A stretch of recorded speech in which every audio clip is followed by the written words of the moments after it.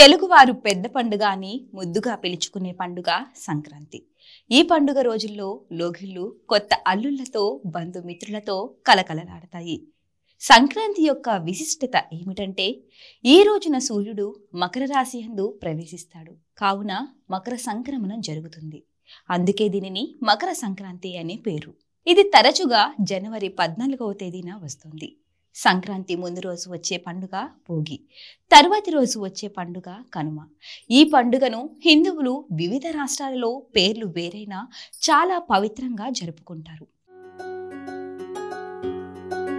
రానే వచ్చింది హంగులతో సిరిపూల జల్లులతో ఈనాడే సంక్రాంతి.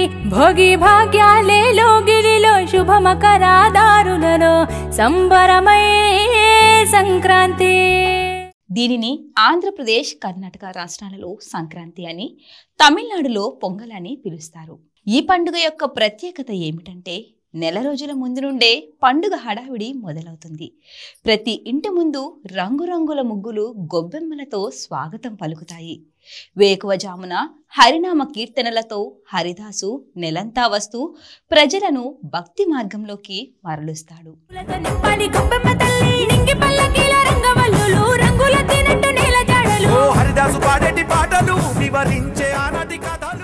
గంగిరెద్దులు, కోడి పందాలు, ఎడ్ల పందాలు మాట సరే సరి. ఒక్క మాటలో చెప్పాలంటే మన సాంప్రదాయం మొత్తం ఈ పండుగలో ప్రతిబింబిస్తుంది. ఇంటిల్లపాది మిగతా రోజులు ఎక్కడ ఉన్నా సరే ఈ పండుగకు ఇళ్లల్లో వాలిపోతారు. పిండి వంటల తయారీకి పండుగకు 10 రోజుల ముందు నుండే హడావిడి మొదలవుతుంది.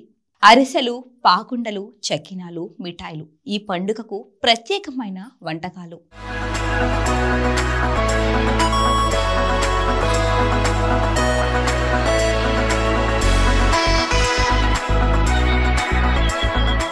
ఈ సమయంలోనే పంట మొత్తం రైతులకు చేతికి వస్తుంది.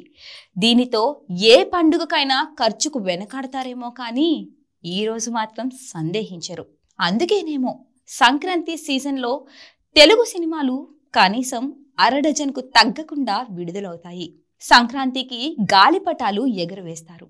అందుకే దీనిని పతంగుల పండుగ అని కూడా పిలుస్తారు.